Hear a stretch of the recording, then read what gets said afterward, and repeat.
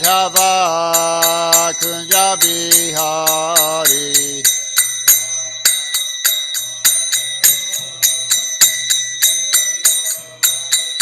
Jaya Gopi Jana Vallabha Girivaradari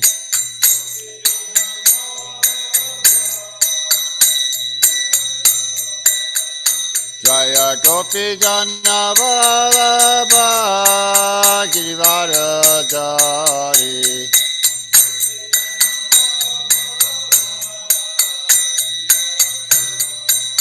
Yasoda Nandana Brajana Ranjana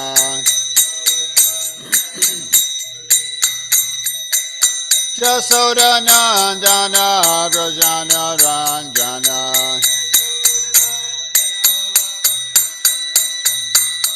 Jamuna Tira Vanachari Jamuna Tira Vanachari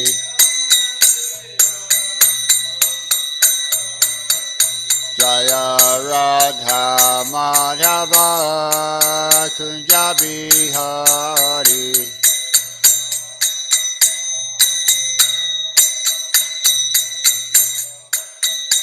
Jaya Radha Madhava Kunja Bihari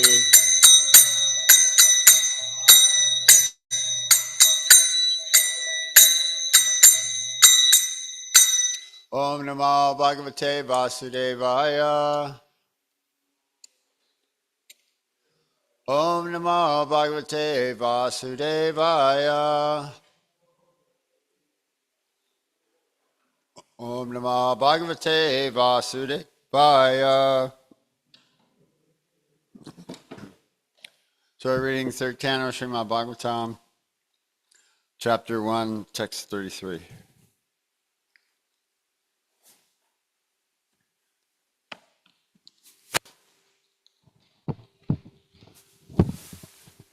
Kachit Shivam Devaka Bhoja Putra Vishnu Prajaya Eva Deva Matu Ya Vai Svagabena Dadhara Devam Chai Yata Jagna Vitidnam Kachik Shivam Devaka Bhoja Putraya Vishnu Priyaya Eva Deva Matu Yavai Svagapena Dadhara Devam Tvayiyataya Javitanartam Kachit Shivam Devaka Bhoja Putra Vishnu Prajaiva Deva Matu Yasasvagarbena Dadhara Devam Vayataya Javitanamartam Kaschik Shivam Devaka Bhoja Putra Vishnu Prajaya Iva Deva Matu Yasasvagarbena Dadhara Devam Vayataya Javitanamartam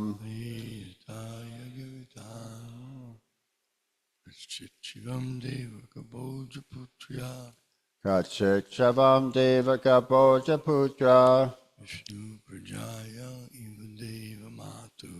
Vishnu Prajaya Iva Deva Matu Dhara Devam Yasavagena Dadara Devam Ayutaya Givitanam Artam Vaya Yata Jagavitanam Artam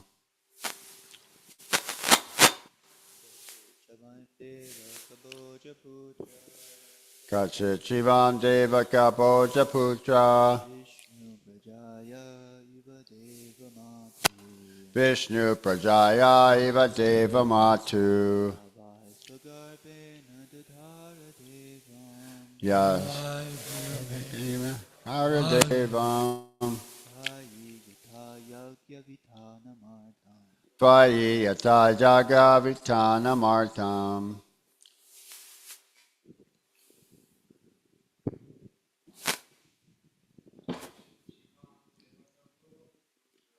Kachik Shivam Deva Kapoja Putra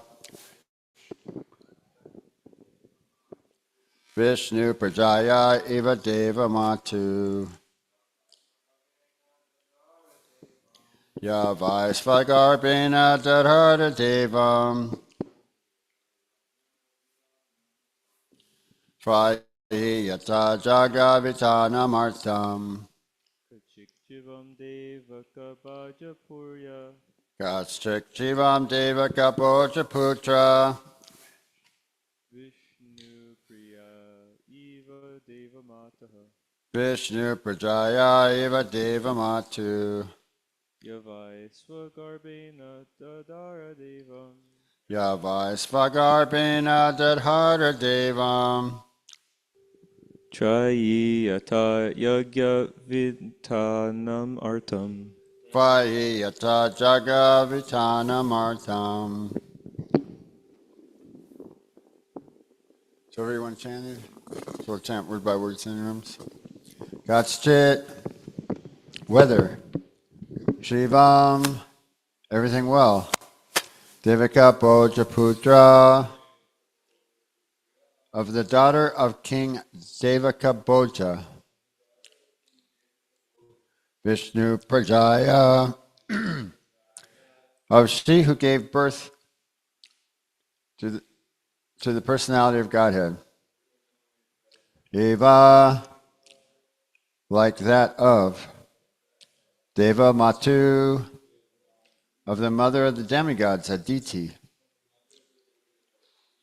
Ya, one who, by indeed, Svagarbena, by her own womb, Dadara, conceived, Devam, the Supreme Lord, Trayi, the Vedas, Yata, as much as, Jagnavitanam, of spreading the sacrifice, Artam, purpose.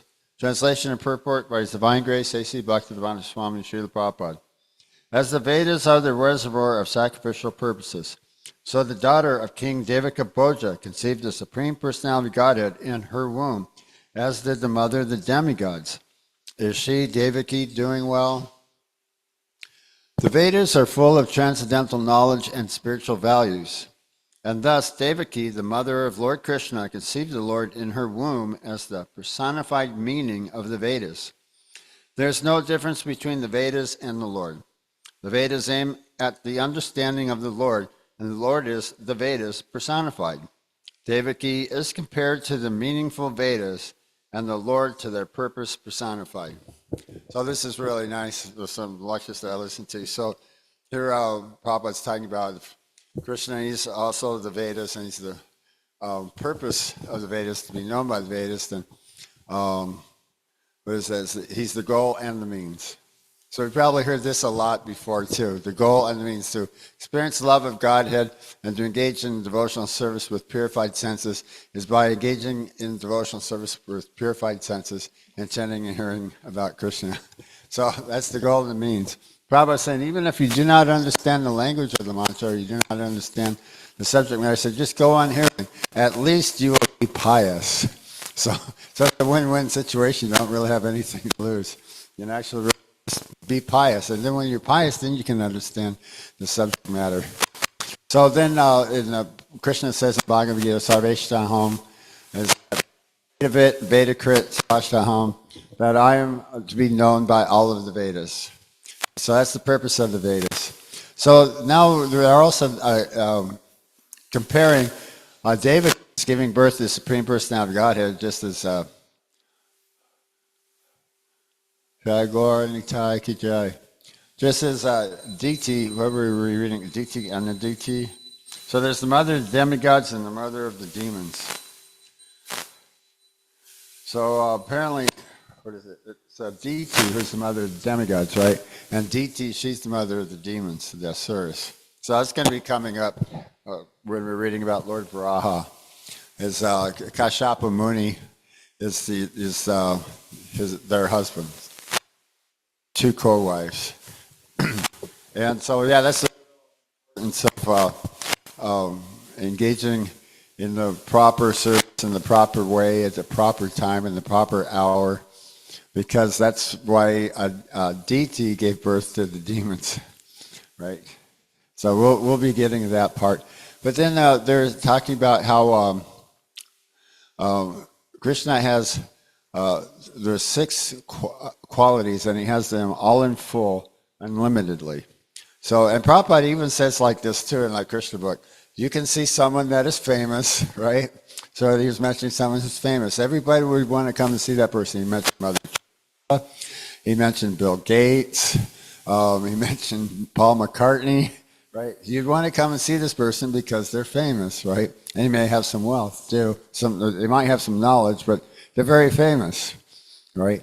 So then that's the thing that you get to Krishna, maybe very wealthy. So there's a wealthy person, you'd give them respect, very, very wealthy. Was it Howard Hughes? When I was growing up, he was the richest man in the world, Howard Hughes. And Prabhupada was saying something like that. He was talking about how the rich man sometimes asks for some puffed rice. He said he can have anything, but he wants a he likes it. Right? It's not that he's so poor that you can only afford some puffed rice. So, then ultimately, there were some other instances too. Someone, he couldn't eat anymore, so he could just take some soup until he died. Who was that? That was Rockefeller or something like that? Or who was it? Henry Ford? Henry Ford, really? Yeah, they amassed a amount of wealth, but the material bodies, just one after another, after another, after another. This is the result of not loving Krishna. So this is just proper physics, not like, well, it is a punishment, but in the same way Krishna is fulfilling her desires to try to be the supreme or try to be the center of all of our activities and all of our friends, and we place ourselves in the center. So we can have 8,400,000 species of life, or we place ourselves in the center like that. So he said, and basically it's a nightmare, because I was thinking about that. 311 trillion years per lifetime of Brahma for practically almost time immemorial. So that's a real long time. So then he was stating like this, all Krishna's qualities, right? Someone who's very beautiful, right? Who's very attractive, or someone who has knowledge, so much knowledge. Prabhupada was saying, look at Bhagavad Gita, so much wealth of knowledge. People are still studying this Bhagavad Gita today and trying to understand. And this was spoken in 1 hour on the battlefield when he spoke to Arjuna. So he said, just look at the depth of Krishna's knowledge. Krishna's knowledge is unlimited. But we may find somebody who's learned, or some scientist, or some philosophical person, historian or something, but their story changes as soon as they come up with some new evidence about something, right? Or they can't speak about something.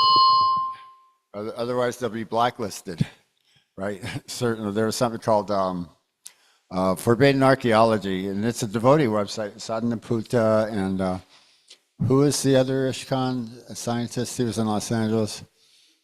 Yeah, Drutta Karma. And they even had Charlton Heston. He was introducing the series of the show. It was Forbidden Archaeology. So, but Independent are scientists who are not dependent on the financial aid of the government. They can do their own investigative research, like that. But those who are getting their support from the government, then they're actually limited. But Krishna, he's not limited. Nobody's checking Krishna's knowledge. Nobody's saying he can't say something, or speak about a subject matter. In fact, what is a nectar of devotion? Krishna knows the language of speaking to the animals, right? And he knows the art of cooing like the cuckoos or the cockatiels. So he impresses the gopis with this talking, the talking of the parrots and the cuckoos and cockatoos, right? So Krishna, he's expert in everything. And and then you have the most renounced. So that's another thing we're going to get into with they're talking about this. There may be some persons who are renounced. Some Mayavada yogis, they're falsely renounced. If you want to give them a donation, they close their hands and say, oh no, this is Maya. But Prabhupada was saying, but for the Vaishnav, they say, oh yes, we'll use it for Krishna service. We'll give it to the deity. Very nice. Like that, so we have a real purpose for it, where the Mayavads don't have any purpose for it. To them, it would be their downfall. It would be, what else would they use it for? So it's a false renunciation, actually. But actual real renunciation is that we don't take anything for ourselves, but everything belongs to Krishna, even ourselves belong to Krishna. So, that's the sannyasi. He offers himself body, mind, and words.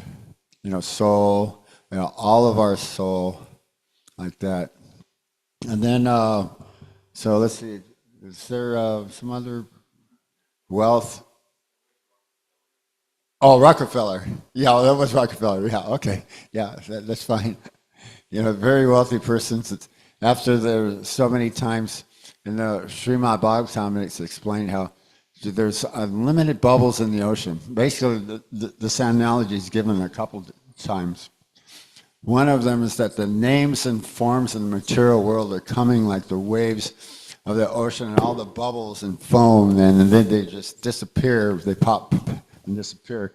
But it's also another analogy is that there are unlimited incarnations of the Supreme Personality of Godhead who are just coming and coming and coming, just like the waves of the ocean.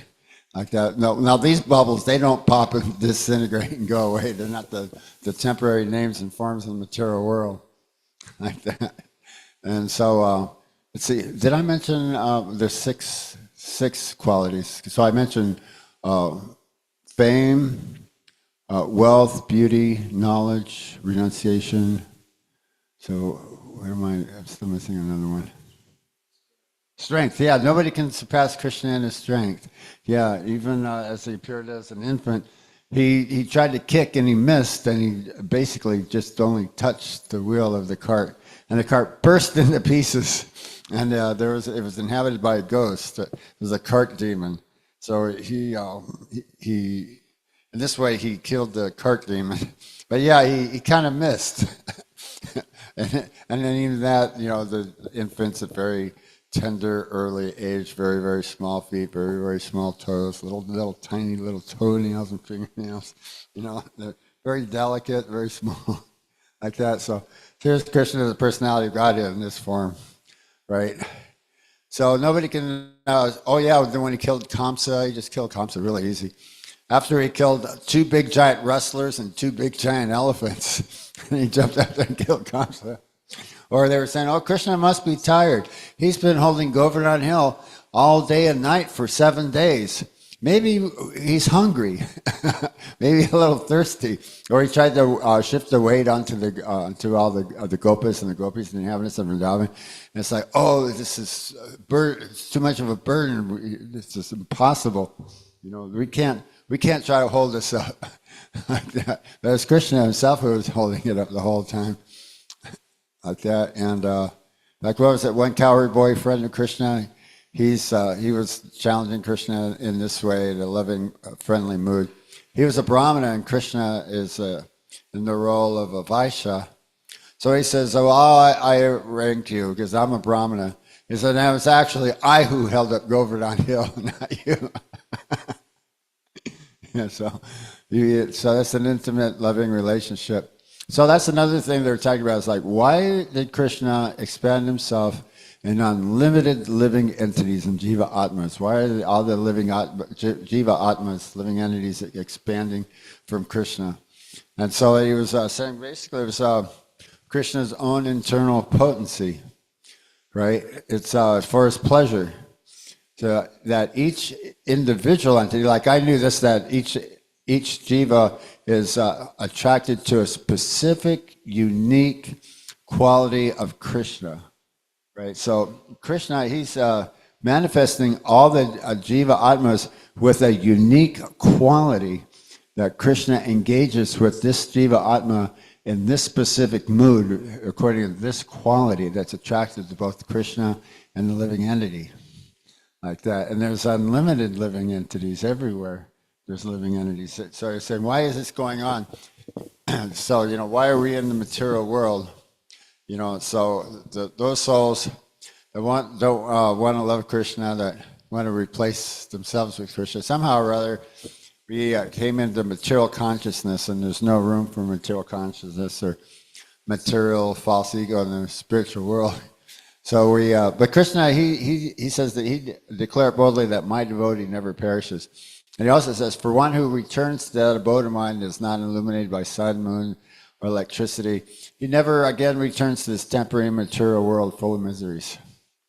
Like that. So we can rest assured that for eternity, eternity again. But Krishna is saying that there was never a time when I did not exist, nor you, nor all these kings, nor in the future will any of us ever cease to be. So we were talking about unlimitedly, eternally, forever and ever and ever. Krishna has always existed, and the living entities have always existed, right? And will continue to just always exist. There's no such thing as non-existence, or like with of the Mayavadi philosophy, or realization of Brahman. First one realizes Brahman, the one realizes Paramatma, the Lord in the heart. The one realizes Bhagavan, the Supreme Personality of Godhead. So there's a progression. But those that are on the lowest stage of spiritual realization, Brahman realization, negating the actual form of Krishna, are thinking that in error, if one's thinking in error, that Krishna was before Brahman. He was impersonal. He's the supreme Brahman, and he's certainly Brahman. But they said that they assume that Krishna before was impersonal, and now has assumed this personal form, where to manifest himself in the world, with senses. Because they say that Krishna is both nirguna and saguna. But they're saying Krishna has no eyes, he has no hands or legs, but he has no material eyes or hands or legs. He has spiritual senses where they're not limited, that he can fulfill all of the functions of his senses for any other function of any other senses. Such that Krishna hears our prayers when we offer him our prasadam with love and devotion. Right, so he accepts and eats this way by hearing with his ears, like that, or he can see with his ears, or hear with his eyes. So he's not limited. He's a person, but he's not a person like us. That's one thing Maharaj was mentioning before. It's like an unlimited person with interchangeable senses. If you say that, interchangeable function of the senses, and who is the source of everything. So that's the beginning of Srimad Bhagavatam, and the second aphorism of the Vedas. Is Yata, Yata, what is it? Everything that emanates is the Supreme. Yata, Asa, Yata.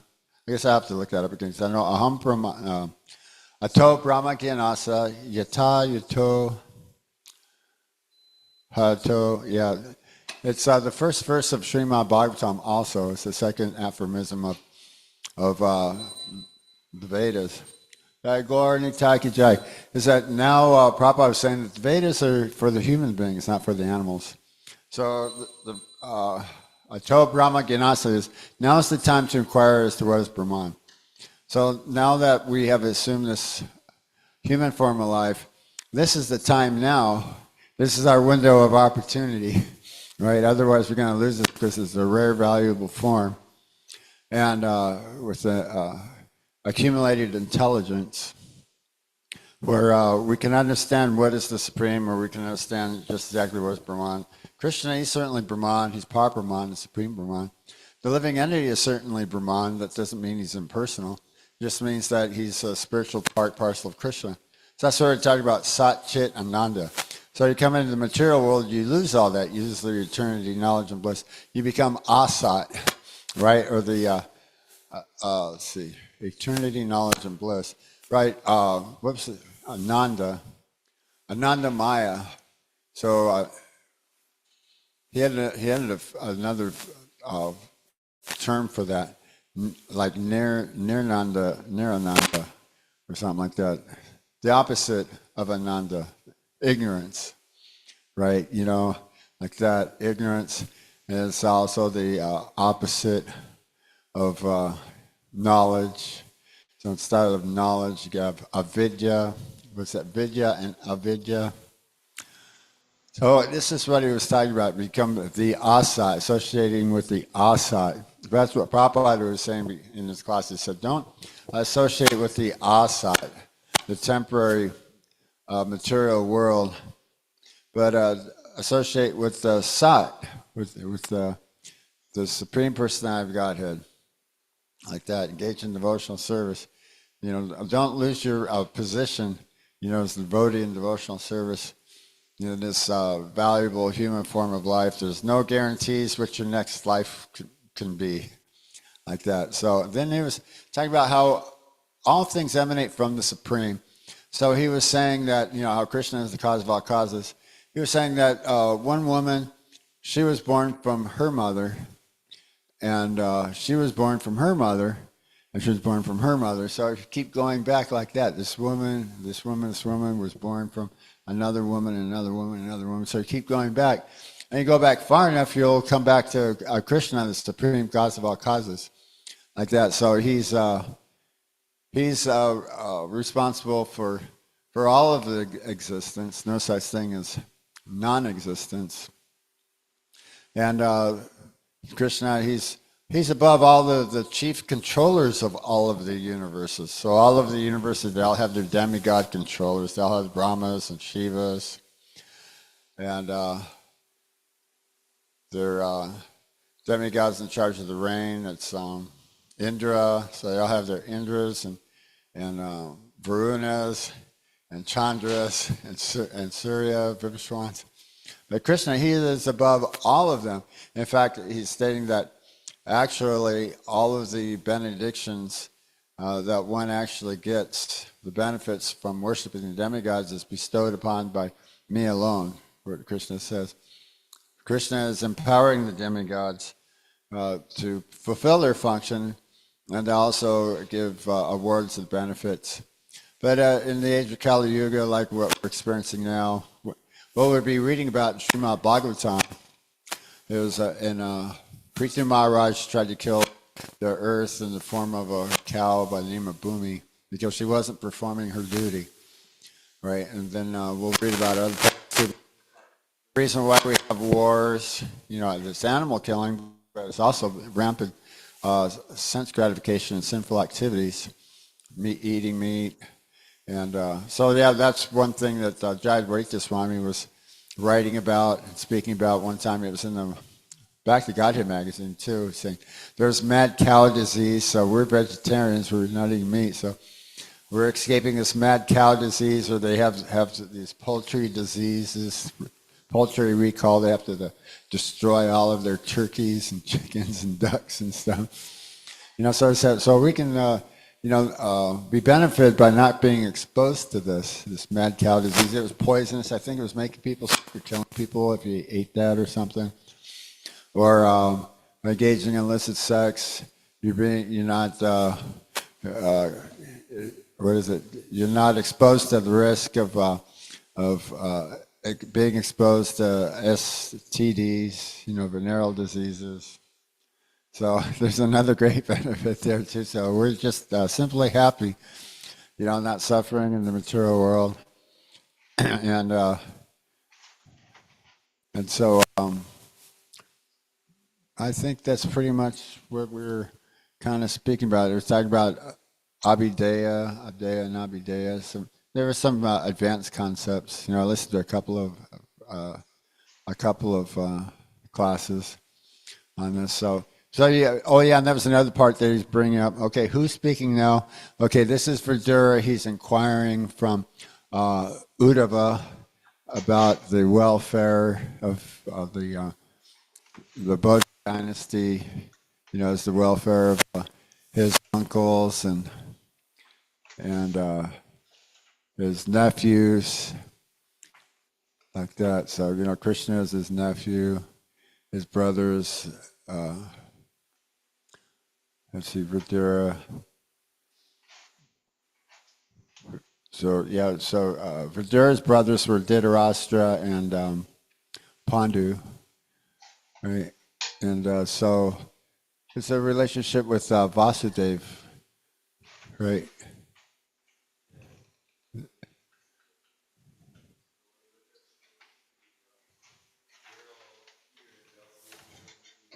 Right. Yeah. So it's like, right.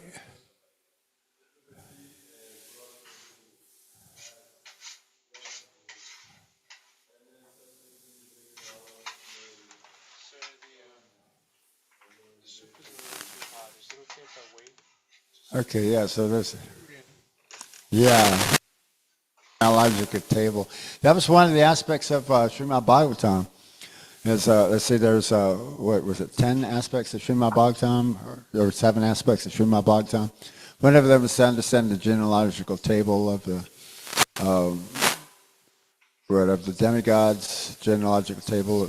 So there's a genealogical table also of the Yadus, Yadavas, this is all explained, and of the Kurus and the Pandavas. So this is all explained too. So, yeah, are there any questions or comments or?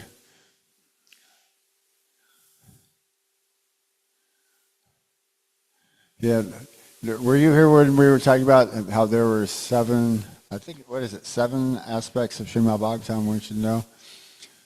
So the first one is was that Krishna is is the primary creator, and the Brahma is the secondary creator. And then to understand the genealogical table, and understand the process of creation, right? And then it will be going on to understand what is the supreme, what is the relationship of the supreme, and you look it up there. The seven aspects of knowledge of Srimad Bhagavatam. Once you know, Sarga, Visarga, Stanam, Koshalam, Uttaya. Was it Manvatara? Manvatara. So Manus. So there's the Manvatara. So Krishna states. So that's the genealogical table of the Manus, the fathers of mankind, the demigods. And then what's after that? Manvatara. Ishu, Arahanta, the science of God. Dissolution. What is it? It's Nirodha. Destruction. Yeah, Nirodha, destruction. Yeah, in the 12th canto of Srimad Bhagavatam, this is explained. Who is it? It was a Brigham Muni, right? He wanted to see Krishna's Maya. Narada Muni wanted to see Krishna's Maya, and Krishna's going, oh, no, you don't want to see that. And he's going, yeah, I want to see it. And Krishna goes, well, can you go get me a glass of water? So Narada Muni went to go get Krishna a glass of water, and he met a woman on the way, and he ended up getting married, and he had children, and he bought a house, and he had a ranch farm, and then this flood came, and the house was filling up with water, and he was going, Krishna! And Krishna goes, hey, where's my glass of water? So, and then Brigham Muni, he wanted to see Krishna's material energy, Krishna's Maya. So all of a sudden, the universe started this dissolution process. The earth into water, and water into fire, and fire into air, and air into ether, and ether into mind, and mind intelligence, and the false ego. So it was going backwards this way, and all that was left was he was in the Garbhodak waters. He was sitting in his hermitage, right? And so he was just floating in the Garbhodak waters, and sometimes it was submerging, sometimes rising, and just for practically a millennia. Then all of a sudden he was pulled out of the water by a Sarabi cow, and he says, "This is Navadvip. This is the tract of land where Lord Chaitanya is born, performed his pastime." He says, "This is Navadvip. This is an eternal tract of land. It's always present, even in when there's dissolution of the mature world." Same thing with Vrindavan too. That's the Loka Vrindavan. Is in the spiritual world, then the Gokula Vrindavan is that eternal tract of land which is always present, even when the material universe, or the Earth planet, is not present. So this was given sanctuary to Brigamuni, a really beautiful island on the Garbhodak waters called the Navadvip, the eternal tract of land. It's as good as Supreme Personality of Godhead. He saw Krishna in the form of a baby. The baby's going, "What's up with all these sages? Why are they always after my lotus feet?" So he's going, so he says, he wants to taste the nectar of his lotus feet, find out, just exactly what it is with that, why all the sages are all after that. So a baby, he was lying on a banyan leaf. So, all right, so then maybe we can end class there, or okay. Yeah, thank you very much for your help for looking that up. Yeah. Okay, Srimad Bhagavatam class ki jai.